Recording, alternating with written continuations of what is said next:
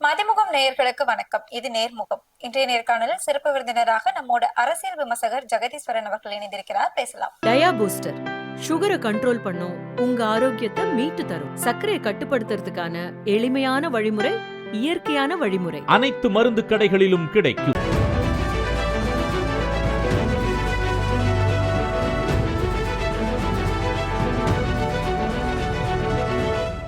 தன்னோட விவாகரத்து விஷயத்தை ஒரு காரணமா சொல்லி அவர் இந்த 10 நாள் கால இடைவெளி கேட்டிருக்காரு. அதே விவாகரத்து விஷயத்தை தான் ஒர்த்தே இல்ல அப்படின்னு மகளிர் தினத்துல பேசியிருந்தாரு. எப்படி புரிஞ்சுக்கிறது? இல்லங்க, அந்த மாதிரியும் அந்த காரணம் சொல்லிருக்காராங்கிறது தெரியல. அந்த காரணம் சொல்லியிருந்தாருன்னா உண்மையிலேயே விஜய் தான் சொல்லல, தப்பிச்சுக்க பாக்குறாரு. நான் இந்த இந்த இடத்துக்கு நான் வரமாட்டேன் அப்படிங்கறதுக்கு வெவ்வேறு காரணங்கள், ஏதாவது ஒரு காரணம் எனக்கு கொடுத்து என்ன கூப்பிட்டுறாதீங்க அப்படிங்கிற இடத்துக்கு தான் வரார். பட் ஆனா நீங்க சொன்னதுல உண்மையிலேயே இன்னைக்கு நிறைய தடவை நான் பேசிருக்கேன். விஜய்க்கு ஒரு சர்டன் ஓட் பெர்சன்டேஜ் இருக்கு, அதுல இளைஞர்கள் வாக்கள் இருக்கு, பெண்கள் வாக்கள் இருக்கு. ஆனா நீங்க விஜய் குறிப்பாக இந்த விவாகரத்து மனு வந்த பிறகும், நீங்க த்ரிஷா அவர்களை அந்த திருமணத்தை கூட்டிட்டு போன பிறகும் ஒரு நிறைய மாற்று பார்வை வந்திருக்கு. நிறைய மாற்று பார்வை வந்திருக்கு. எல்லாருமே கேள்வி எழுப்புறாங்க. ஏங்க நீங்க ரொம்ப சிம்பிளா யோசிச்சு பாருங்களேன். எங்க அப்படியே கூட இருந்துட்டு போதுங்க, தேர்தல் நேரம் யாராவது இப்படி பண்ணுவாங்களா? தற்கொலையோட உச்சத்துல இருக்கிற ஒருத்தரால் மட்டும் தான் அப்படி பண்ண முடியும். என்னங்க கட்ஸ்? ஏங்க ஒரு பக்கம் முட்டு கொடுத்துட்டு இருக்கா ஒருத்தர், பயங்கரம் முட்டு கொடுத்துட்டு சங்கீதா அவர்களை எவ்வளவு அவதூறா பேச முடியுமோ, அவங்களை எவ்வளவு கேவலமா சித்தரிக்க முடியுமோ எல்லா வேலையும் செஞ்சு முடிச்சிட்டான். அவங்க பக்கம் நின்று பேசுறதுக்கு ஆட்களே இல்ல. அந்த கட்சிக்குள்ள சங்கீதா பக்கம் நின்று பேசுறதுக்கு ஒரு நபர் கூட இல்லாம இருந்துச்சு. அந்த மாதிரி நேரத்துல நீங்க அந்த ஃபங்க்ஷனுக்கு கூட்டிட்டு ஒன்னு ப்ரூவ் பண்றீங்கன்னா என்ன ப்ரூவ் பண்றீங்க நீங்க? அன்னைக்கு எல்லாரும் கழுவி ஊத்துறானா இல்லையா? அன்னைக்கு இதே கட்சிக்காரன் என்னன்னா நான் ஏதோ நினைச்சிட்டு இருந்தேன், நீ என்ன பண்ணிட்டு இருக்க? ஏன்னா இது எல்லோருக்குமே அரசியல் பொருளாக தெரிந்த ஒன்று, யாருக்கும் தெரியுது, ரகசியம் எல்லாம் கிடையாது. இந்த நடிகை பேருன்னு சங்கீதா சொல்லலாம், யாரும் தெரியாதா? எல்லாரும் பேர் சொல்லி பேசிட்டாங்க. நயினார் நாகேந்திரன் பேசும்போது இதுக்குதான் போட்டு இந்த மிதி வச்சுக்கன்னு அவர் யோசிச்சாரு. ஏண்டா நான் இதே சொன்னேன், என்ன போட்டு அடி அடிச்சுக்கலடா, வைஃபே சொல்லிட்டாங்களேடா என்ன அப்படிங்கிற மாதிரிதான் இப்ப எல்லோருக்குமே தெரிந்த ஒன்று. பட் ஆனா வெளிப்படையாக நான் இதை ப்ரூவ் பண்றேன் பாரு, இல்ல அடுத்த நிலைக்கு எடுத்துட்டு போறேன் பாருங்கிறதுல யோசிக்கிறவங்களே, நீ ஏற்கனவே நடிகை தான், அட்லீஸ்ட் இந்த டயத்துல எது பண்ணணும் எது பண்ணக்கூடாதுன்னு கூட தெரியாதா உனக்கு? என்ன நீ சொல்ல வர்ற? இன்னொன்னு, நீங்க அந்த மகளிர் தின விழால அவர் ஒரு மகளிர் தினம் சொல்லி கொண்டாடுறாரு. அந்த விஷயம் ஒர்த்தே இல்லைன்னா எது ஒர்த் இல்ல? எனக்கு புரியவே இல்லை. என்னோட திருமண வாழ்க்கை ஒர்த் இல்லையா, இல்ல விவாகரத்து ஒர்த் இல்லையா, இல்ல என் மனைவியே ஒர்த்து? என்ன சொல்ல வரீங்க நீங்க? எனக்கு புரியவே இல்லை. நீங்க எல்லாருக்கும் சண்டை வரும், கோபம் வரும், மனஸ்தாபங்கள்லாம் இருக்கதாங்க செய்யும். ஆனா அதுக்காக அவங்க என்ன சொல்றது, அவங்க நாசமா போயிடணும்னு யாரும் நினைக்க மாட்டாங்க. எங்க இருந்தாலும் நல்லபடியா இருங்க, உங்களுக்கு எனக்கு பிடிச்சிக்கலையா, ஓகே நம்ம செப்பரேட் ஆயிடும், அவ்வளவுதான். ஆனா அவங்களுக்கு பொது வழியில இப்படி பேசுறது, நீங்க பொது வழியில ஒருத்தன் பேசுறத கண்டிக்காம இருக்கிறது, நம்ம சில பேர் ரசிக்கிறான்னு சொல்றாங்க, நான் அந்த இடத்துக்கு போல. பட் ஆனா கண்டிக்காம அது வேடிக்கை பார்த்துட்டு இருக்காருல்ல விஜய், எவ்வளவு குரூரமான மனப்பான்மை இது. அது ஒருத்தே இல்லைன்னு சொல்றது என்பது நிச்சயமாக ஏற்றுக்கொள்ள முடியாது ஒன்று. இப்ப என்ன நிறைய பேர் புரிஞ்சுக்கிறாங்க நம்ம சங்கீதா, நம்ம எல்லாரும், ஏன்னா மிக குறிப்பாக திருமணமான பெண்கள் புரிஞ்சுக்கிறாங்க. நிறைய இப்ப இந்த பக்கம் இன்ஸ்டாகிராம் இன்ஃபுளுசர்ஸ் வீடியோ இறங்குது, அந்த பக்கமும் இறங்குது. இப்ப நிறைய பேர் இறங்குறாங்க. என்ன சொல்றாங்க, ஒரு பெண்மணியை பார்த்து நீ விஜய் ரசிகா இருக்கியா, ரொம்ப சந்தோஷம், தேங்க்யூங்கிற ஒரு புருஷன். அது புரியல, என்னையா சொல்றீங்க அப்படின்னு புரியல. அப்ப நீ என்ன பண்ணாலும் ஒண்ணு எடுத்துக்கவில்லை நீ, அப்படிங்கும்போது குத்துது இல்ல. அப்ப நீங்க சொல்றீங்க, சில சில சில கன்றாவியான பேட்டிகள்லாம் பாக்குறோம். நான் அவரு எத்தனை பேர் கூட இருந்தா என்ன பிரச்சனை உங்களுக்கு, எத்தனை மனைவி யார் தான் வச்சுக்கலாம், இதெல்லாம் என்ன பேச்சு? அப்ப நீங்க ஒத்துக்குவீங்களா? ஒரு மனைவியாக, இல்ல உங்களோட குழந்தை இந்த வீடியோ பாக்குதுங்க, ஒரு அம்மா அதை பத்தி பேசுறாங்க, தன்னோட பொண்ணு பாக்குதுல, பையன் பாக்குறான், அவன் என்ன கத்துக்குவான்? நம்ம அம்மாவே இப்படி பேசுறாங்க, நம்ம அப்ப என்ன தப்பு பண்ண? அப்போ நீங்க ஒரு பக்கம் பெண் பாதுகாப்பு, பாலியல் பிரச்சனைகளுக்கு எதிராக விஜய் பண்றது என்ன? அப்போ விஜய் நேரடியாக என்ன கற்பிக்க முயற்சிக்கிறார்? எப்படி வேணாலும் இருக்கலாம் லைஃப்ல, பெண்கள் பாதுகாப்பு எந்த கவலையும் இல்லை, எதை பத்தி நீ பேச வேண்டாம், அப்படி என்ன நீங்க வேஷம் போடுறீங்க அப்படிங்கிற ஒரு பெரிய கேள்வி இன்னைக்கு எழுந்துகிட்டு இருக்கு.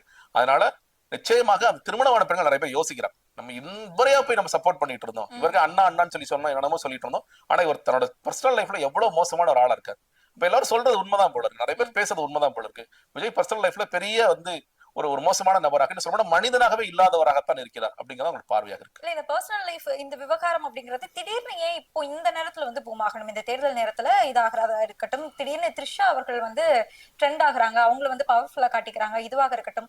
சங்கீதாவுமே அந்த விவாகரத்து கேட்டது, விஜய் த்ரிஷாவை திடீர்னு கூட்டு வந்தது, இதெல்லாம் நடக்கிறதுக்கு எப்படியும் ஒரு ஸ்கிரிப்ட் இருந்திருக்கும். என்ன நடந்துட்டு இருக்கு? இல்லங்க, அதாவது இந்த விவகாரம் என்பது அவங்களே சொல்ற மாதிரி, அவங்க மனுல குறிப்பிட்டிருக்க மாதிரி 5 வருடங்கள போயிட்டு இருக்கு. இந்த நேரத்தில் இது செய்ய வேண்டிய அவசியம் என்ன? ஒன்னே ஒண்ணுதான்.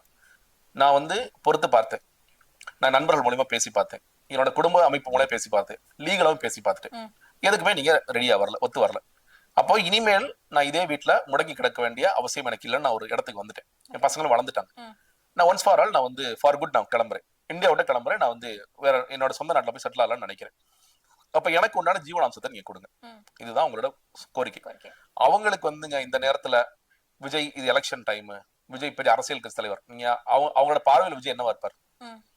நீ வந்து இல்ல கணவர் கணவராவே லாய்க்கு இல்ல, நீ தலைவனான்னு தான் அவங்க யோசிப்பாங்க. நீ கணவராக ஒரு தந்தையாக ஒரு பிள்ளையாகவே நீ லாய்க்கு இல்லாம இருக்க. அப்ப நீ வந்து பெரிய தலைவன், உனக்கு ஓட்டு போறதுக்கு இவ்வளவு ஜனங்கள் இருக்காங்க, அதை பத்திலாம் ஐ டோன்ட் கேர், அதெல்லாம் பார்க்க கூட மாட்டாங்க. இவ்வளவு பெரிய கூட்டம் வந்துருச்சு, பெரிய மாசான தலைவர், நீ என்னதை கிழிக்க போறதா? ஒரு மனைவியா உண்மையை சொல்ல போனா என்ன கிழிக்க போற? இப்ப இந்த நேரத்துல எலெக்ஷன் வந்துருச்சு, ஏன் இவர் எதிர்த்து மனு போட்டா அப்படியே இவர்கள் ஓட்டெல்லாம் சிந்திரும் சதறிடும் அப்படிலாம் அவங்க யோசிக்கவே மாட்டாங்க. அவங்களோட ஒரே ஒரு பாயிண்ட், இந்த நேரத்தில் நான் செட்டில் ஆகணும்னு விரும்புறேன், நான் கிளம்புறேன், எனக்கு முடியும். இன்னொரு காரணமும் இருக்கலாம். என்னன்னு கேட்டீங்கன்னா, இப்ப கேரியர் உச்சம் அப்படின்னு ஒரு பக்கம் சொல்றாரு, இன்னொரு பக்கம் சினிமா கேரியர் நான் என் பண்றேங்கிறாரு. நாளைக்கு கோர்ட்ல ஒரு போகுது, சார் நானே சும்மா தாங்க இருக்கேன், வீட்டுல நானே வேலை வெட்டிக்கு போல சும்மா தாங்க இருக்கேன், நான் எப்படிங்க ஜீவனாம்சம் கொடுப்பேன்னு சொல்லுவார் விஜய், நிச்சயமா சொல்லுவார். அப்ப இதையும் நீ சொன்னாலும் சொல்லுவ.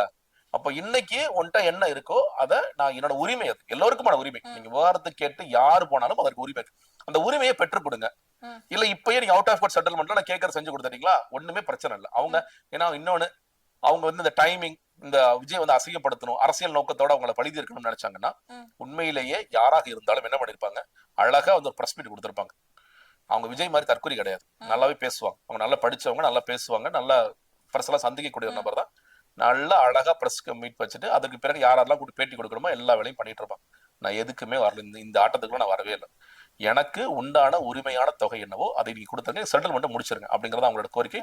இந்த கோரிக்கையை விஜய் ஏற்க மறுக்கிறார். கொடுக்க முடியாது, என்ன பண்ணுவ நீ? கொடுக்க முடியாதுன்னா எனக்கு அடுத்த ஸ்டெப் வந்து லீகல் கோர்ஸ் ஆஃப் ஆக்ஷன் தான், அதுக்கு நான் போறேன். அது போகும்பொழுது அந்த மனு எங்க இருந்து வருகிறதுங்கிற சிக்கல். இப்ப என்னன்னு கேட்டீங்கன்னா, இது எப்படிங்க வெளியே வந்துச்சு அப்படிங்கறதுல ஒரு தியரி ஓடிட்டு இருக்கு. அதுல வந்து கோர்ட் ஸ்டாம்ப் கிடையாது, சோ கோர்ட்ல இருந்து வராது. கோர்ட்ல இருந்து வந்துச்சுன்னா கோர்ட்டுக்கு தொலைச்சிரும்.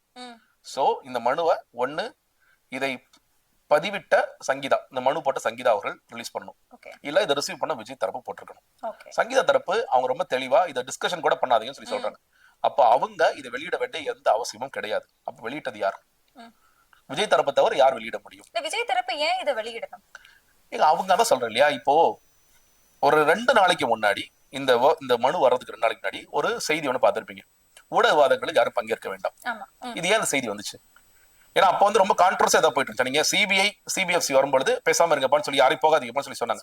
ஆனா அதுக்கு சொன்னாங்க சிபிஎம் சிபிஎஃப்சி நடக்கும் பொழுது இது குறித்து யாரும் பேசக்கூடாது, அமைதியா இருங்கன்னு சொல்லி சொன்னாங்க.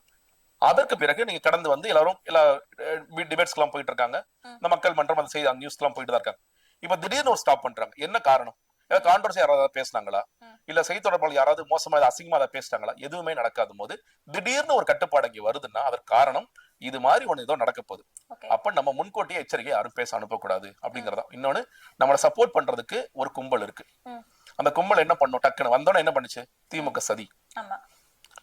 ஏன்னா கரூர்ல அந்த உயிர் ஒரு பக்கம் போக போக வி ஸ்டாண்ட் வித் விஜய்னு எழுதுனா தற்கொலை கும்பலுது சார். அந்த கும்பலை வச்சுட்டு நம்ம என்ன வேணாலும் பண்ணலாம் சார். நீங்க காம்பன்சேஷன் கொடுக்கணும்னு நினைக்கிறீங்களா, கோர்ட்டு போட்டு சார் அவங்க உங்க வீட்டோட தரத்தி விடுங்க சார், சொல்றதுக்கு கூட ஆட்கள் இருக்காங்க. அந்த மாதிரியான ஒரு சூழல் தான் அவர் இருக்காரு. அப்படி இருக்கும் பொழுது அதை பத்தி எதை பத்தி நான் கவலை இல்லை, ஏன்னா சப்போர்ட் பண்றதுக்கு ஒரு குரூப் இருக்கு. நான் இன்னொன்னு பாருங்க, ஒரு 1000 பெண்ல 2000 பெண்களை கூப்பிட்டு வச்சு அவங்க எல்லாம் கைத்தட்டினா ஒட்டுமொத்த தமிழ்நாட்டுல இருக்கிற 4 கோடி பெண்களும் பின்னாடி தான் இருக்காங்க அப்படின்னு ஒரு நரேட்டிவ் செட் பண்ணிக்கலாம். நம்ம திமுக சதின்னு சொல்லி போட்டுக்கலாம். நீங்க தேவைப்பட்டா திமுக தான் என்னோட குடும்பத்துல போந்து இந்த மாதிரி பண்றாங்கன்னு கூட நீங்க எழுதிக்கலாம், பேசிக்கலாம். அப்படிங்கும் போது நமக்கு என்ன பிரச்சனை, நமக்கு ஒரு பக்கம் அவங்களை அனுப்பிச்சிடலாம். இன்னொன்னு, அவருக்கு லீகல் செப்பரேஷனுக்கு அப்புறம் வேற சில பிளான்ஸும் இருக்கலாம். அடுத்து எந்த கோர்ஸ்ல போறது, அடுத்து என்ன மேரேஜ் கோர்ஸ் போறதுங்கிறதும் இருக்கலாம் அவருக்கு. அந்த அளவுக்கு ஒரு யோசிச்சுதான் இருக்காரு. அப்படி இருக்கிற காரணத்தினால நம்ம இந்த இடத்துல இழப்பதற்கு ஒன்றும் இல்லை. ஆனா இது பேக்ஃபேர் ஆன இடம் எதுன்னு கேட்டீங்கன்னா திருமணத்திற்கு போனதுதான். அது வரைக்கும் கூட முட்டு கொடுத்துட்டு இருந்தவங்க எல்லாம் உண்மையிலே ஓகே எங்க அண்ணன் சொல்லி முட்டு கொடுத்துட்டு சங்கீதா அவர்களை கொச்சைப்படுத்தி பேசிட்டு இருந்தாங்க. ஆனா திருமணத்திற்கு போற முன்னாடி எப்படி முட்டு கொடுக்குறேன்னு தெரியலண்ணா எங்களுக்கு அப்படிங்கிற ஒரு ஸ்டேஜுக்கு எல்லாரும் போயிட்டாங்க. நிறைய பேர் அதை வந்து அது என்ன உண்மைங்கிறத உணர்வு ஆரம்பிச்சிட்டாங்க. சோ அதனால விஜய் இந்த நேரத்தில் அதை பத்திலாம் எந்த கவலையும் இல்லாமல் இருந்தார். அன்னைக்கு பெருசா பேக்ஃபேர் ஆன பிறகுதான் இதை ஹேண்டில் பண்றது தெரியாம என்ன பண்றாரு, ஒர்த்தே இல்லாத விஷயம் மறுபடியும் தப்பு பண்றாரு. என்ன சொல்லிருக்கணும், நீங்க வந்து நிறைய பேர் அதை பத்தி பேசுறீங்கப்பா, பேசாம இருக்கு, நான் பாத்துக்கிறேன், நான் என்னோட இஷ்யூ நான் பாத்துக்கிறேன். ஒர்த்தே இல்லங்கிற வார்த்தை உண்மையிலேயே வந்து கடும் கண்டனத்துக்குரிய வார்த்தை பார்க்க. ஸ்கிரிப்ட் பார்த்துதான் படிப்பாரு அப்படிங்கறத நம்ம தொடர்ந்து பாத்துட்டு இருக்கோம். இந்த வார்த்தையுமே யாராச்சும் எழுதிதானே கொடுத்திருக்கணும். அப்ப இதுல ஏதாவது உள்நோக்கம் இல்ல, இதுல எனக்கு அது மேபி ஏன்னா அதெல்லாம் படிச்சுட்டு தனியா சொல்றாரு, லாஸ்ட்ல சொல்றாரு, அந்த இடத்துல பேப்பர் இல்ல. மேபி ஜான் வந்து சார் அதை மட்டும் நீங்க ஹேண்டில் பண்ணிக்கோங்க சார் சொல்லிருக்கலாம். ம். சார் எனக்கு நான் எதுவும் போட விரும்பல, இது உங்களோட பர்சனல் இஷ்யூ, பட் அதை பத்தி நீங்க அட்ரஸ் பண்ணி தான் சார் ஆகணும், ரொம்ப பேக் ஃபயர் ஆயிடுச்சு, அதனால எப்படி அட்ரஸ் பண்ணுமோ அட்ரஸ் பண்ணுங்கன்னு இது அவருடைய உள்ளார்ந்த வார்த்தையாக இருக்கலாம். ஓகே. அதுதான் அதனாலதான் கோவம் வரது காரணம் கேட்டீங்கன்னா, ஸ்கிரிப்ட்ல கூட ஏதாவது போட்டிருந்துச்சு, ஸ்கிரிப்ட கூட டீசெண்டா எழுதிருப்பாங்க. ஸ்கிரிப்ட் நான் சொல்ற மாதிரி எழுதிருப்பாங்க. ஜான் வந்து இது என்னுடைய தனிப்பட்ட வாழ்க்கை, தனிப்பட்ட வாழ்க்கை இருந்து நான் பார்த்துக் கொள்கின்றேன், நீங்கள் யாரும் அதில் பேசாமல் இருப்பதே கண்ணியமாக இருக்கும், இது ஜான் எழுதிருக்கலாம். ஆனா சார் நீங்க பார்த்து ஹேண்டில் பண்ணுங்கன்னு சொல்லி விட்ட போது மனசுக்குள்ள என்ன இருக்கோ அது விஜய்க்கு வந்துருச்சு. அப்ப தன் மனைவி மேல தன்னோட குடும்பத்தின் மேல எவ்வளவு வன்மத்தோட விஜய் இருக்கார் அப்படிங்கறத வெளிக்காட்டார். அப்படிதான் நான் பாக்குறேன். இல்ல இந்த வன்மம் அப்படிங்கறது வந்து உங்களை வந்து வீட்டை விட்டு வெளியே அனுப்புற அளவுக்கு இருக்குமா? ஏன்னா எனக்கு வந்து வீடு இல்ல, எனக்கு வந்து பிரிட்டன்ல குடியுரிமை இருக்கு, நான் இங்க தனியா இருக்கேன், எனக்கு வீட்டுல இருக்கிறதுக்காவது அனுமதி கொடுங்க அப்படின்னு அவங்க கேட்டிருக்காங்க. இந்த அளவுக்கு வன்மம் இருக்குமா? இல்லங்க, அதாவது ஒண்ணு நீ வழக்கு போட்டீங்க, இனிமேல் எதுக்கு வீட்டுல இருக்கீங்க அப்படிங்கறத விஜயோட கேள்வி. இதுக்கு முன்னாடி லீகல் கோர்ஸ் இப்ப நடந்துட்டு தான் இருந்துச்சு. அந்த லாயர்ஸ் பேசிருப்பாங்க, இந்த லாயர்ஸ் பேசிருப்பாங்க, குடும்பத்துல பேசிருப்பாங்க, ஃப்ரெண்ட்ஸ் பேசிருப்பாங்க, இப்படி போயிட்டு இருக்கும். இது அடுத்த ஒரு லெவலுக்கு போகுது. அவங்க வழக்கே தொடுத்துட்டாங்க. வழக்கு தொடுத்ததுக்கு அப்புறமும் நீ எப்படி வீட்டுல இருப்ப, நீ வீட்டோட வெளியே போ. இன்னொன்னு சில பேர் சொல்றது, இதையும் சில பேர் இன்ஃபுளுன்ஸ் பண்றாங்க விஜய்ட்டா, உங்க வீட்டோட வெளியே அனுப்புங்கன்னு சொல்லி சொல்றாங்க. அதிர்ச்சியா இருந்துச்சு. முதல்ல ஒரு நம்பர் சொன்னாரு, எனக்கு நம்ப முடியல. தொடர்ச்சியா 2-3 பேர் சொல்றாங்க, சார் கூட இருக்கிறவங்க சொல்றாங்க சார் அவன் வீட்டோட வெளியே அனுப்புங்கிறாங்க. அதை விஜய் கேட்கிறாரு, ஏன்னா நீ கூட இருக்கிறவன் சொல்றான் அப்படிங்கறது எப்படி நீ கேட்ப? உன்னோட மனைவி பாது, உன்னோட மனைவி ஒருத்தர் வெளியே அனுப்புனா நீ வெளியே அனுப்பிச்சிருவானா? நீ அப்போ உன்னை என்ன சொல்றது? உன்ன இல்ல கூட இருக்கிறவங்க அப்படின்னா அது ஒரு அனாமனா யாரு இல்ல, சுத்தி இருக்கிற ஸ்ட்ராட்டஜிஸ்ட் நிறைய பேர் இருக்காங்க, அவர் கூடவே சுத்துற அந்த டீம் இருக்காங்க. அந்த டீம்ஸ்ல இருக்கவங்களே சொல்றாங்க, சார் அவங்க வெளியே அனுப்பிச்சிருக்க, இனிமேல் அதுக்கு அவங்க வெளியே இருக்கணும், அவங்க வீட்டுல இருக்கணும், அவங்க நம்ம டேமேஜ் பண்றாங்கல்ல. அது முதல்லங்க அந்த பர்சனல் ஸ்பேஸுக்குள்ள ஒருத்தர் பேச விடுறதே அநாகரிகம் நான் பாப்பேன். நீ யாரா நீ நான் கேட்டேன். எனக்கு மனைவிக்கு 1000 பிரச்சனை இருக்கும். ஒருத்தர் உள்ள வந்து மூக்க நுழைக்கிறானா அரைஞ்சிருவேன். நீ யாரு முதல்ல? இது ஏன் சண்டை நான் பாத்துக்கிறேன், நான் என்னமோ பண்றேன், நீ யாரு முதல்ல அடிச்சிருப்பேன். ஆனா விஜய் ஒரு திரும்ப தான் உச்சபட்ச தற்குறிங்கிற ப்ரூவ் பண்ணிட்டே இருக்காரு. அவ்வளவுதான் நான் சொல்ல முடியும். உச்சபட்ச தற்குறி, எனக்கு எதுலயுமே எனக்கு ஐடியா கிடையாது அப்படிங்கறதான் சொல்லிட்டு இருக்காரு. இந்த வீட்டை விட்டு வெளியே அனுப்புதுமே ஒரு இன்ஃப்ளூயன்ஸ்னால அனுப்புறது. அப்படிதான் அவர் அதான் சொல்றாங்க, அவர் இன்ஃப்ளூயன்ஸ் பண்றாங்க, சரி வீட்டை விட்டு வெளியே போ. அவங்க வேற வழி இல்லாம மறுபடியும் அந்த மனுக்கு போறாங்க. அந்த மனு போட வேண்டிய அவசியம் என்ன இருக்கு? இந்த பிரச்சனை நடக்கும் போது நான் சொல்றேன், ரொம்ப வருஷமாவே அவங்க ஒரே வீட்டுல தான் இருக்காங்க, மேலையும் கீழையும் இருக்கிறாங்க. த்ரிஷா இல்ல இல்ல அது வந்து அது சில பேர் வந்து அந்த என்னது அசூர் பில்டிங்ல வந்து இருக்காங்கன்னு சொல்லி சொல்றாங்க. அது எனக்கு தெரியாதுங்க. நாங்களா போய் போனது அந்த வீட்டுக்கு தான். விஜய் பார்க்கலாம்னு சொல்லி, விஜய் பார்க்கலன்னா புஷியானந்த் பார்க்கலாம், விஜய் அங்கதான் வருவாரு, அதோட ஆபீஸ் சொல்லி காமிச்சாங்க. அந்த பில்டிங்ல அவங்க இருக்காங்கன்னு சில பேர் சொல்றாங்க. எனக்கு அதை பத்தி ஐடியா இருக்கு. நான் சொல்றது நீலாங்கரை வீட்டில் விஜயும் சங்கீதாவும் மேலையும் கீழையும் இருக்காங்க, அவ்வளவுதான். அவங்க ரொம்ப வருஷமா அப்படிதான் இருக்காங்க. இந்த பிரச்சனை நடக்கும் போதும் சரி, பஞ்சாயத்து நடக்கவும் சரி, எப்பொழுதுமே அதே வீட்டுல தான் இருக்காங்க. இப்ப விஜய்க்கு எனக்கு தெரிஞ்சு பெரிய, ஏன்னா இது ரொம்ப நாளா நடந்துகிட்டு இருக்கு, இப்ப கோர்ட்டுக்கு போயிட்டாங்க, சரி இருக்கட்டும், என்ன லீகல் கோர்ஸ் போகுதா பாத்துக்கலாம், அவங்க என்னைக்கு போறாங்களோ போலாம இருந்திருக்கும். திடீர்னு ஒருத்தரையே வெளியே அனுப்பணும். அப்போ தனக்கு சுயறிவு இல்லாம எவனோ ஒருத்தர் சொல்றான், அதை கேட்டு அவர் பண்றாரு. அதுதான் பாக்கணும். இந்த ஒரு பக்கம் இந்த விவகாரம் போயிட்டு இருக்கும் போது அவங்க 2வது மனு கொடுத்ததா ஒரு செய்தி நம்மளால பார்க்க முடிஞ்சது. அன்னைக்குதான் மகளிர் தின கொண்டாட்டமுமே நடத்திருந்தாங்க. அதுல மகளிருக்காக பல வாக்குரிமை, மகளிரோட உரிமைகள் பத்தி எல்லாம் பேசியிருந்தாங்க. நீங்க முழுசா கேட்டிருக்கீங்க, அதை பத்தி உங்களோட கருத்து? இல்லைங்க, அதாவது ஒண்ணு, நிறைய குழப்பம் விஜயோட கட்சியில தாவேக்களை இருக்கு. என்னன்னா, விஜய் எந்த விஜய்? சர்க்கார் விஜயா, சுரா விஜயா, லியோ விஜயா, ஜனநாயகன் விஜயா அப்படிங்கிற கேள்வி. பொதுவான ரெஃபரன்சஸ் இன்க்ளூடிங் கொள்கை பரப்பு செயலாளரான அருண்ராஜ் வரைக்கும் அவர் சர்க்கார் விஜய்ப்பா. இலவசம் சொல்லி இந்த நாட்டுக்கு ஏமாத்திட்டு இருக்கீங்க. 1000 ரூபாய் 2000 கொடுத்த மக்கள் ஏமாந்துருவாங்களா? அது எவ்வளவு பெரிய கேடு தெரியுமா? அப்ப கொள்கை பரப்பு செயலாளர் சொல்லிட்டாருல, அப்ப விஜய் அரசு இலவசம் எதிரானவர் தான், அப்படிதான் நம்ம பார்வை வரும். கொள்கை பரப்பு செயலாளர் சொல்றாரு, விஜய்க்கு கூட ஒண்ணும் தெரியாதுன்னு சொல்லி நம்ம சொல்லலாம். அப்படி இருக்கும்போது திடீர்னு வந்து என்ன சொல்றாரு, இந்த திமுக அரசாங்கம் 1000 ரூபாய் கொடுக்குறாங்க, 1000 ரூபாய் வச்சுட்டு ஒரு மல்லிகை ஜாமான் கூட வாங்க முடியாது, அதனால 2500 ரூபாய் கொடுக்குறேன். நான் உங்கள்ட்ட கேட்கிறேன், 2500 ரூபாய்க்கு உங்க வீட்டு மளிகை ஜாமான் வாங்கிருவீங்களா? முடியாது இல்ல. குறைந்தபட்சம் ஒரு 10,000 ஆகுது. இன்னைக்கு என்ன விலைவாசி இருக்குன்னு நமக்கு தெரியும். ஒரு எண்ணெய் பாக்கெட்டே வந்து 4-5 பாக்கெட் வாங்க 2000 ரூபாய், அந்த மாதிரி போயிட்டு இருக்கு விலைவாசி. நான் சொல்றேன் விஜய்கிட்ட, சார் எனக்கு 2000 ரூபாய் பத்தாது சார், எனக்கு மாசம் 10,000 கொடுத்துருங்க. நீ மளிகை ஜாமான் தானே உங்களோட நோக்கமா இருக்கு, டார்கெட் மளிகை ஜாமான் தானே, அட்லீஸ்ட் மளிகை ஜாமான் வாங்கிட்டு அது 10,000 கொடுக்கு. அப்போ என்னன்னா, இவங்க 1000 2000 சொல்லி ஸ்டாலின் சொல்லிட்டாரு, எடப்பாடி பழனிசாமி 2000 சொல்லி சொல்லிட்டாரு. நம்ம இந்த கேள்வி கேட்டிருக்கோம், நம்ம இதே பேசியிருக்கோம். தேர்தல் கடத்துல என்ன எதிரொலிக்கும், நீ நான் 1000 நீ 2000 ஆகுது, 2000 இருக்கு, அப்ப நீ 2500 கொடுப்பியா, 3000 கொடுப்பியா? விஜய் அதுக்கு பதில் சொல்றாரு. அப்ப சொல்றாரு, இவங்க சுயமாக யோசிக்காம அன்னைக்கு ஜெகதீஷ் என்ன பேசினாரு, இல்ல இசை என்ன பேசினாங்க, ஓ அவங்க கேள்வி கேட்டாங்களா சார், அதுக்கு பதில் எழுதிடுவோம் சார், 2500 போட்டுக்க. சரி, அடுத்த கேள்வி என்னப்பா சார், அவங்க வந்து இலவச பஸ் கொடுத்துட்டு இருக்காங்க, இவர் வந்து எடப்பாடி பழனிசாமி ஆண்களுக்கும் பஸ்ன்னு சொல்லிட்டாரு சார். விஜய் என்ன பண்ண போறா கேக்குறாங்க. அப்படியா, எல்லா பஸ்லயும் போலான்னு சொல்லு. இல்ல ஆனா உங்க பெண்களுக்கு தானே எல்லா பஸ்லயும் போலான்னு சொல்லியிருக்காங்க. ஆமா பெண்கள் மட்டும் தான். அவர் வந்து பெண்கள் மட்டும் தான் எல்லா பஸ்லயும் போலாம், எந்த பஸ்ல வேணாலும் ஏறி எந்த பஸ்ல வேணாலும் இறங்கலாம் அப்படிங்கிற மாதிரி ஒரு கான்செப்ட் சொல்றாரு. அதே மாதிரி சிலிண்டர் ஸ்கீம் சார், சிலிண்டர் வந்து திமுக சொன்னாங்க செய்யல சார். நம்ம என்ன பண்ண 6 சிலிண்டர் நம்ம ஃப்ரீயா கொடுத்துடலாம். ஓகே, இந்த மாதிரி ஏற்கனவே இருக்கின்ற திட்டங்களை கொஞ்சம் பட்டி டிங்கரிங் பார்த்து கொடுக்குறாரு. நீங்க ஏற்கனவே டாக்டர் முத்துலட்சுமி ரெட்டி ஸ்கீம்னு ரொம்ப வருஷமாக திமுக ஆட்சி அதிமுக 2 பேரும் ஆட்சி காலத்திலயுமே அந்த தொகையெல்லாம் மாறிட்டே இருக்கும். ஃபர்ஸ்ட் 3000 6000 18,000 வரைக்கும் இன்னைக்கு வந்துருச்சு. நீங்க அதுல வந்து ஜெயலலிதா என்ன பண்ணாங்க, ஒரு அழகா ஒரு இது மாதிரி போட்டு அதுல பேர்ச்சம்பழம், சத்து மாத்திரை, சத்து மாவு இதெல்லாம் நான் வாங்கியிருக்கேன். என்னுடைய குழந்தை பிறந்தமா வாங்கினேன். அதுல வந்து சில குறைபாடுகள் இருக்கு. சில டைம் கொடுக்குறாங்க, சில டைம் கொடுக்காம விட்டுறாங்க. சார் அது வரல சார் சொல்லி சொல்றாங்க. ஆனா சத்துமா கரெக்டா கொடுத்துருவாங்க அங்கன்வாடி மையங்கள். இதெல்லாம் நடந்துட்டு இருக்கு. இதை இவர் தான் புதுசா கண்டுபிடிச்ச மாதிரி பேபி ஆயில், பேபி சோப். இதுல என்னன்னா, இதுல அந்த தேசிய செய்தி தொடர்பாளருக்கு ஒருத்தர் சொல்றாரு, இது உலகத்துல வந்து எந்த நாட்டிலுமே இல்லாத ஒரு திட்டத்தை இங்க கொண்டு வர. டே எனக்கு என்னன்னா, நீங்க எல்லாம் யாரையா நீங்க எல்லாம் தமிழ்நாட்டுல தான் இருக்கீங்களா அப்படிங்கிற ஒண்ணு. இன்னொன்னு ரொம்ப எக்ஸலண்டான ஸ்கீம் என்ன தெரியுமா, பிறந்த எல்லா குழந்தைகளுக்கும் மோதிரம். தாய்மாமன் சீர் தான். நீங்க அரசு மருத்துவமனைகள் பிறந்த குழந்தைகள் ரைட்டா, நீ இப்ப விஜய் சொல்ற கணக்கு தாய்மாமன் எல்லாத்தையும் தாய்மாமன் தானே. அது கவர்மெண்ட் ஹாஸ்பிட்டல்ல பிறந்தா என்ன, அப்போல பிறந்தா என்ன, ஃபோர்டிஸ் மாடல்ல பிறந்தா எங்க பிறந்த வீட்டுல பிறந்தா வீட்டுல பிறந்தா என்ன, முதல்ல பாப்பா கையை தூக்கினா போதும் மோடி வந்து மோதிரத்தை மாட்டி விட்டுருவாங்க. இதுதான் பாட்டு. இது எங்க இருந்து இவெல்லாம் பண்ணுவானுங்கன்னு ஒரு கேள்வி. அதே மாதிரி ஒரு தாலிக்கு தங்கம்னு வச்சிருந்தாங்க. தாலிக்கு தங்கத்தை நான் வந்து 1 பவுன் பிளஸ் எடப்பாடி பழனிசாமி நான் சேலை கொடுக்க போறேன்னு சொல்லி சொன்னாரு. நான் நெசவாளர்கள்ட்ட போய் பேசிட்டார், நானும் ஒரு சேலை கொடுத்துறேன். அப்ப இருக்கின்ற திட்டங்களை பட்டி டிங்கரிங் பார்த்து நான் கொடுத்துருவேன். சரி, எங்க வந்து சார் கொடுப்பீங்க? நீங்க வந்து ஒரு பக்கம் என்ன சொன்னீங்க, 5000 ரூபாய் கொடுத்துட்டாரு, 5000 ரூபாய் கொடுத்துட்டாரு, கடன் தொகை வந்து 5 லட்சம் கோடியை போய் தாண்டிடுச்சு அப்படி சொல்லிட்டு அதுக்கு ஒரு பதில் சொல்றாரு. இப்பதான் கொஞ்ச நாளைக்கு முன்னாடி இந்த தமிழ்நாடு பட்ஜெட் எவ்வளவுன்னு கேட்டேன். யாரு நீ யார்கிட்ட கேட்ட? இல்ல அதை விட பாருங்களேன், இன்னும் விஜயோட கணக்குப்படி 3 மாசத்துல அவர் சிஎம் ஆக போறார். கரெக்டா? கொஞ்ச நாளைக்கு முன்னாடி இப்பதான் டைம் மாதிரி யோசிச்சுட்டு இருந்தேன், நான் டீ சாப்பிட்டுட்டு இருந்தேன். அன்னைக்குதான் ஏன்னா பட்ஜெட் ஏதாவது போடுவாங்களா? சார் பட்ஜெட் போடுவாங்க சார். ஜான் வந்து என்ன ஜான் பட்ஜெட் போடுவாங்க சார், கொஞ்சம் சார் நமக்கு எக்ஸ்பர்ட் ஒருத்தர் வச்சிருக்கேன் சார் பட்ஜெட். அவனுக்கு கூகுள் பார்க்க தெரியாது, ஒருத்தர் எக்ஸ்பர்ட் வச்சிருக்கேன் சார், எக்கனாமிக்ஸ் ஒருத்தர் வச்சிருக்கேன், அவர்கிட்ட ஃபோன் பண்ணி கேட்கறேன் சார். அவர் ஓகே 4 கோடி 29 அவ்வளவு போடுறாங்களா? ஓகே சரி ஓகே. இப்பதான் தெரிஞ்சுக்கிட்டேன் 4 கோடி 29 லட்சம் போடுறாங்களா. அதுல வந்து 30% ஸ்டாலின் சார் டாக்ஸ் தான் போயிட்டு இருக்கு. ஸ்டாலின் சார் டாக்ஸ்ல இருந்து அந்த 10% மினிஸ்டர்ஸ்க்கு போகுது. அதை மட்டும் சரி பண்ணிட்டாலே போதும், நம்ம இதெல்லாம் கொடுத்துடலாம். புரியவே இல்லை அவருக்கு பட்ஜெட். அதாவதுங்க இப்போ இப்படி எடுத்துக்கலாமே, இப்போ சில வேலை வாய்ப்புகளுக்காக பணம் வாங்குறாங்க அப்படின்னு ஒரு குற்றச்சாட்டு எழுதுன்னு வச்சுக்கோங்களேன். இத வந்து லஞ்சமா ஊழலாங்கிறதுல விஜய்க்கு ஒரு புரிதல் இல்ல. இதை பட்ஜெட்டுக்குள்ள கொண்டு வருவீங்களா? கொண்டு வர மாட்டீங்கல்ல. ஒருத்தர் ஏமாத்துறாருங்க. ஒரு மினிஸ்டரோட பிஏ ஒருத்தர் இருக்காரு, என்கிட்ட சொல்றாரு, சார் உங்களுக்கு கோர்ட்ல ஒரு நல்ல வேலை வாங்கி கொடுக்குறேன் சார், எனக்கு 2 லட்சம் கொடுக்குறீங்களாங்கிற. நான் போய் கொடுத்துறேன். இது பட்ஜெட்டுக்குள்ள வருமா? எப்படி வரும்?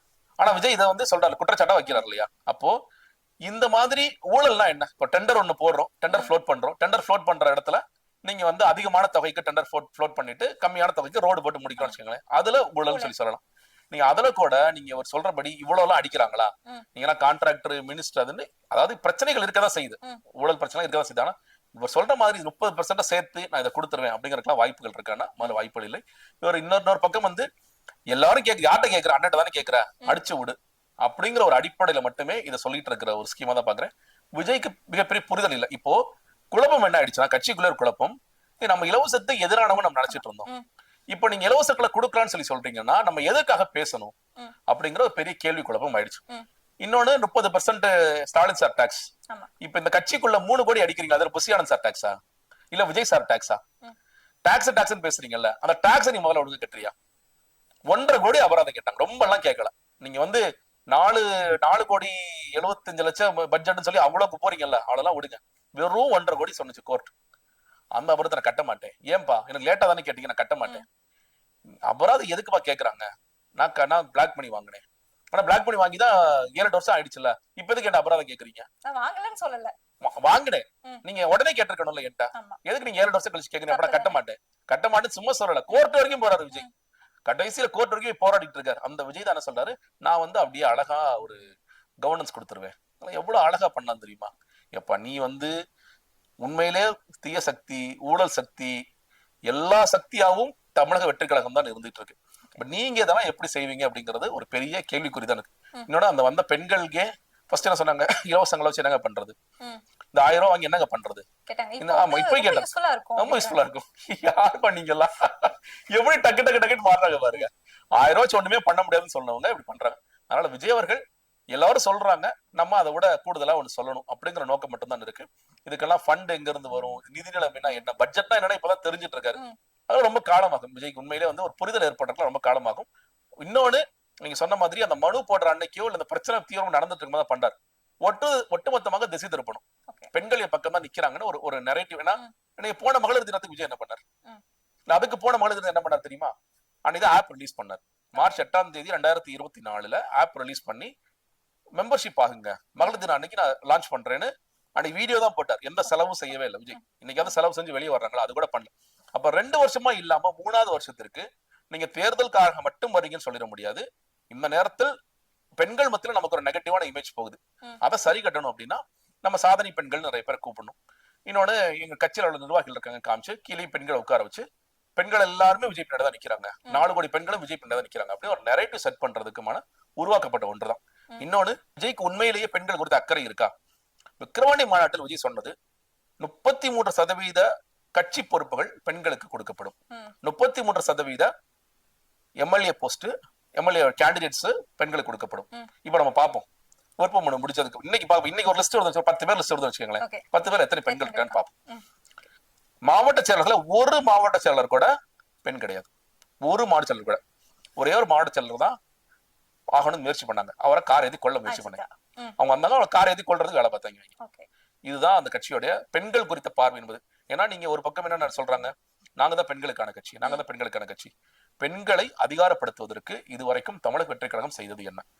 இம்ரான் தஹீரான ஒரே ஒருத்தங்களை மட்டும் ஸ்டேஜ்ல செட் ப்ராப்பர்ட்டியா உட்கார வச்சிருந்தாங்க, 5 பேர்ல ஒருத்தங்க. ஏன்னா 2 கணக்கு வந்துருது, சமூக நீதி இஸ்லாமியரா வந்திருந்தாங்க, பெண்ணா வந்துடுறாங்கன்னு சொல்லி வச்சிருக்காங்க. அவங்களையும் காணும். ஆனா பெண் நிர்வாகிகள் உட்காரச்சாங்கல்ல மேடா, இம்ரான் தஹீர் வந்திருந்தாங்களா? வரல. புதுசா முகங்கள்லாம் வருது.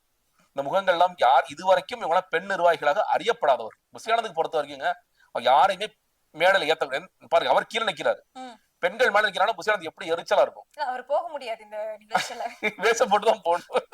ராஜ்பவன் சொன்னால நானே பெண்ணாக பிறந்திருக்கலாம் என்று ஆசை வருகிறதுங்கிற மாதிரி எல்லாம் போக வேண்டியதானே, புடவை கட்டிட்டு அப்படிதான் நமக்கு தோடு. சோ அதனால அவருக்கு அதுவே பெரிய எரிச்சலா இருக்கும். பெண் நிர்வாகிகள் எல்லாம் என்னைக்குமே காமிச்சது கிடையாது. இன்னொன்னு உண்மையிலேயே அந்த இடத்துல சாதனை பெண்கள் இருந்தாங்க. அந்த சாதனை பெண்கள் மூலியமாக தனக்கு ஒரு மைலேஜ் உருவாக்குறதுக்கு முயற்சி பண்ணாங்க. அவங்கள எதுவுமே சொல்ல மாட்டேன், ஏன்னா அவங்களுக்கு ஒரு மேடை கிடைக்குது, அதெல்லாம் வந்து அவங்க பயன்படுத்தணும்னு நினைக்கிறாங்க. அதெல்லாம் அது நாளைக்கு தமிழக அரசாங்கம் இந்த மேடை கொடுக்கும், வேறொரு கட்சியும் இந்த மேடை கொடுக்கும், இந்த மேடையெல்லாம் நீங்கள் பயன்படுத்துங்க, அதெல்லாம் தவறு இல்லை. ஆனா விஜய் இவங்க மூலியமா தன்னோட மைலேஜ் வச்சு ஏத்திக்கிறதுக்கும் இதை திசை திருப்பதற்கான வேலைகளை அவர் சிறப்பா பார்த்துட்டு இருக்காரு. எனக்கு இன்னொன்னு அந்த கூட்டத்தில் ஒரு சின்ன வருத்தம் எனக்கு கேட்டீங்கன்னா, செந்தில் ராஜலட்சுமி நல்லா பாட்டு பாடினாங்க. அதுக்கு பிறகு அவங்களோட குழந்தைகள் வந்து விஜய் கால்ல விழ சொல்லி ஃபோர்ஸ் பண்ணாங்க. உண்மையிலே சொல்றேன், அதாவதுங்க என்னுடைய தாழ்மையான வேண்டுகோள், எந்த அரசியல்வாதி காலையும் எந்த குழந்தை விழ சொல்லாதீங்க. யாருமே அதற்கு தகுதியானவர்கள் அல்ல. அது விஜய் மாதிரியான ஒரு நபர் காலெல்லாம் தயவு செய்து உங்கள் குழந்தைகளை விழ வச்சு அந்த களங்கத்தை ஏற்படுத்தாதீங்க. அது ஒரு தாழ்மையான கோரிக்கை மட்டும் வைக்கிறேன். கண்டிப்பா சார். இந்த மாற்று அப்படின்னு சொல்லிட்டு வந்த விஜய் வந்து திமுக அதிமுக இந்த 2 இடத்துக்குமே நான் தான் மாற்று அப்படின்னு வராரு. இவர் வந்து அதே திட்டங்களை காப்பி அடிக்கிறதாக இருக்கட்டும், அந்த செயல்பாடுகள் எல்லாமே அதே காப்பி அடிச்சிட்டு இருக்காங்கன்னா அப்ப எந்த விதத்துல இவங்களை மாற்ற நம்மளால பார்க்க முடியும்? என்னதான் சொல்ல வராங்க? நீங்க கொள்கை புத்தகம் எப்படி வந்தது? திமுக நாம் தமிழர்ல 2 காப்பி அடி. திமுக அதிமுக பெரிய கொள்கை வேறுபாடு, அதனால நான் சொல்றேன். நீங்க திராவிட கட்சிகள் எல்லாம் கொள்கை கிட்டத்தட்ட ஒரே கொள்கையா இருக்கும். அடிப்படை வந்து சமூக நீதி, அந்த சமூக நீதி எடுத்துக்கிட்டாங்க. நாம் தமிழர்ல தமிழ் தேசியத்தை கொஞ்சம் எடுத்துக்கிட்டாங்க. இப்படித்தான் அந்த புத்தகம் உருவாக்கப்பட்டது. இன்னைக்கு இந்த பெண்களுக்கான வாக்குறுதிகளோ இல்ல நாளைக்கு வரப்போற தேர்தல் வாக்குறுதி எங்க இருந்து வரும்? கடந்த 10 வருஷத்துல திமுக அதிமுக மதிமுக பாமக விசிக யாரும் என்ன சொன்னாங்களோ எல்லாத்தையும் கொஞ்சம் கொஞ்சம் பிச்சு பிச்சு பிச்சு பிச்சு போட்டுக்க. அதுக்கு பிறகு சார் இது பத்தாது சார், அப்ப சந்திரபாபு நாயுடுக்கு போயிடு, பவன் கல்யாணம் கொஞ்சம் போயிடு, சித்தராமையா கொஞ்சம் போ, சவுத் எல்லாம் அடி, சவுத்துல எல்லாம் எடுத்து போடு, இல்ல பஞ்சாப் வரைக்கும் கூட போ. இது இவங்க வந்து ஒரு டீம் போட்டு போட்டோஸ் எல்லாம் போடுறாங்க இல்லையா, இங்க போய் நாங்க பேசிட்டு வந்தோம், அங்க போய் பேசணும், அதுல ஒரு பாயிண்ட் கூட வராது. ஏன்னா ஜான் வந்து முன்னாடியே ஒரு 10 பேரை போட்டு எல்லா பக்கமும் திருடு, கொள்கைக்கு எப்படி நீங்க எல்லாம் ரெடி பண்ணீங்களோ அதே மாதிரி எல்லா பாயிண்ட்ஸும் பிச்சு பிச்சு போட்டு அமௌண்ட் மட்டும் அப்புறம் சொல்றேன். இப்ப 2000 சார், இது 1000 சார், இது 2000 சார், 2500 போட்டுக்கோ சார், இது பெண் பஸ் சார், ஆண் பஸ் சார், எல்லா பஸ்ஸும் போட்டுக்கோ சார், இது 6 சிலிண்டர் யார் சொன்னப்போ சந்திரபாபு நாயுடு, அதுக்கு இங்க போட்டுக்கோ. இந்த வேலையை இந்த படிட்டிங்கிற வேலையை மட்டும் தான் பார்ப்போம். சோ வந்து இந்த தேர்தல் அறிக்கை என்பதே எல்லாமே காப்பி அடிக்க போறாங்க. நீங்க பாப்பீங்க, இது எங்கேயோ படிச்ச மாதிரி இருக்கே, திமுக படிச்சிருப்பீங்க, இது எங்க படிச்ச மாதிரி இருக்கு, நாம் தமிழர்ல படிச்சிருப்பீங்க, இதுல மதிமுக படிச்சிருப்பீங்க, பாமக படிச்சிருப்பீங்க, இப்படித்தான் இருக்கும். சுயமாக ஒரு விஷயம் வராதனால இவர் அந்த மாற்றுன்னு சொல்லும் பொழுது சரி அந்த மாற்றுக்கு அது உண்மையா இருக்காரா? சரி விஜய் ஒரு விஷயத்த சொல்றாரு, ப்ரப்போஸ் பண்றாரு, அதுக்கு ஒரு உண்மையா இருக்காருன்னா அதுக்கும் ஒரு நேர்மையாகலாதான் சிக்கல். விஜய் மட்டுமல்ல, தாவேக்கு ஒட்டுமொத்த தாவேக்குமே இந்த கட்சிகளை விட ஒரு மாற்றுன்னு சொல்லிட்டு பெரிய ஏமாற்றாக இருக்காரு. அதுதான் இங்க சிக்கல். நான் வந்து இந்த கட்சிகளுக்கு ஒரு மாற்றா இருக்க போறேன், எந்த விதத்துல மாற்றா இருக்க போறீங்க? இப்ப என்ன முட்டு கொடுக்குறாங்க அந்த கட்சியில இப்ப ஏதாவது நடந்துச்சு தமிழக வெற்றி கழகத்துல, உடனே என்ன பதில் சொல்றான்? நான் அதை செய்யல, நான் சொல்லல. அவர் செய்யலையா? இவர் செய்யலையா? டேய் நீ அதை செய்ய மாட்டேன்னு சொல்லிட்டு வந்தவன்டா, நீ ரொம்ப தூய்மையான சொல்லிட்டு வந்தவன், நீ அதை சொல்றதே முதல்ல தப்பு. அவர் அப்படி பண்ணலையா, இவர் அப்படி பண்ணலையா? அண்ணன் மட்டும் புதுசா பண்ணிட்டாரா? அவங்க அண்ணன் அதோட கேவலமா பண்ணிட்டு இருக்காரு. அதான் பிரச்சனை. நீங்க வந்து இவங்க மேல குற்றச்சாட்டு வைக்கிறீங்க, அந்த குற்றச்சாட்டு அவர் பண்ணல இவர் பண்ணலங்கிறத தாண்டி எங்க அண்ணன் அதோட எக்ஸ்ட்ரீமா கேவலமா நடந்துக்குவாரு, அதை பத்தினா நாங்க எதுவுமே கண்டுக்க மாட்டோம் அப்படிங்கிற ஒரு கும்பல். இது எப்படி மாற்றாகுங்கிறத கேள்வி. இன்னொன்னு, மக்களுக்காக விஜய் வேலை செய்யணும்னு சொல்லிட்டு வந்தார். இப்ப சொல்றாரு களத்துல இருக்கேன். அப்ப அறிஞர் அண்ணா வேற கோட் பண்ணிக்கிறார். இன்னைக்கு வரைக்கும் விஜய் களத்திற்கு போனாரான்னு கேட்டீங்கன்னா போகல. தேர்தல் பிரச்சாரத்திற்காவது போவாரா? இப்ப இன்னொரு நெரேட்டிவ் ஒண்ணு போயிட்டு இருக்கு. ஆதவர்ஜனா அது என்ன சொல்றாரு, தேர்தல் தேதி அறிவிக்கட்டும், எங்க அண்ணன் எல்லா இடத்துக்கும் போவாரு. எங்க போவாரு? பனையூருக்கு நீலாங்கரைக்கு போயிட்டு வருவாரா? எங்க போறாரு? எங்க இருக்கிறது நாட்களே நீங்க வந்து இந்த நாமினேஷன் எல்லாம் முடிஞ்சு எலெக்ஷன் சிம்பிள்ஸ் எல்லாருக்கும் மத்தவங்களுக்கு எல்லாம் வரும்போது இவருக்கு சிம்பிள் இருக்கு, 30 நாட்கள் இருக்கும். 30 நாட்கள்ல விஜய் 230 தொகுதியில கவர் பண்ண நீங்க நம்புறீங்களா? நீங்க யாராவது நம்புறீங்கன்னா நம்மளாம் பெரிய முட்டாள். 30 மாவட்டத்துக்கு விஜயால போக முடியாது. இன்னைக்கு விஜய் வந்து சேலத்துக்கு போறாரு, ஈரோடுக்கு போறாரு, எல்லாத்துக்கும் ஏன் போறாரு? நாளைக்கு நான் வரமாட்டேன்பா, இன்னைக்கே என்னோட போட்டோ எடுத்துக்கோ, கேண்டிடேட்டோட போட்டோ எடுத்துக்கோ, ஒட்டுறதுக்கு ஒட்டிக்கோ, நாளைக்கு நான் வரமாட்டேன், இன்னைக்கு சும்மா என்ன போட்டு டிஸ்டர்ப் பண்ணாத, ஒரு 5 பாயிண்ட் 6 பாயிண்ட் வருவேன். அந்த இடத்துல ஒட்டு மொத்தமா ஜெயலலிதா இன்ட்ரோடியூஸ் பண்ணுவாங்கல்ல, ஏர் எல்லாம் வண்டியில ஏர். இந்த அப்பா எத்தனை பேர், 14 நபர்களும் என்னுடைய கட்சியில் வெவ்வேறு தொகுதியில் இருக்கிறான்னு சொல்லிட்டு போயிட்டே இருப்பாரு. அவ்வளவுதான். அவனா பார்த்து ஐயா இந்த தொகுதியில நிக்கிறேன்னு சொல்லிக்கிறோம். அதுதான் நடக்கும் போது விஜய் களத்திற்கு வருவதற்கோ களத்தில் செயல்படுவதற்கோ சுத்தமாக தயாராக இல்லை. ஒரு 5 மாவட்டம் 6 மாவட்டம் அப்படி சேர்த்து பண்றதுக்கான திட்டம் கூட இருக்கலாம் இல்லையா? அதான் சொல்றேன், நடக்கும். அந்த என்னன்னா ஒரு பார்டர் நின்றுக்குவார். உதாரணத்திற்கு ஒரு கோவை பார்டர்ல நிக்கிறார் வச்சுக்கலாம், கோவை திருப்பூர் பார்டர், கோவை திருப்பூர் ஈரோடு சேலம் இந்த கேண்டிடேட்ஸ் தான் பாத்துட்டீங்களா, போ கிளம்பி போ, மறுபடியும் ஒரு கூட்டத்தை கூட்டி. ஆமா, அது என்ன சொல்லுவாரு அப்போ வந்து யார் மேல பழி போடுவாருன்னு தெரியல. ஸ்டாலின் சார் நீங்க எலெக்ஷன் கமிஷன்லயும் ஆள விட்டீங்களா ஸ்டாலின் சார் கேட்டாலும் கேட்பாரு. அப்ப மறந்து கூட அவர் வந்து எலெக்ஷன் கமிஷனையோ இல்ல வந்து மோடியோ சொல்லிட மாட்டார்.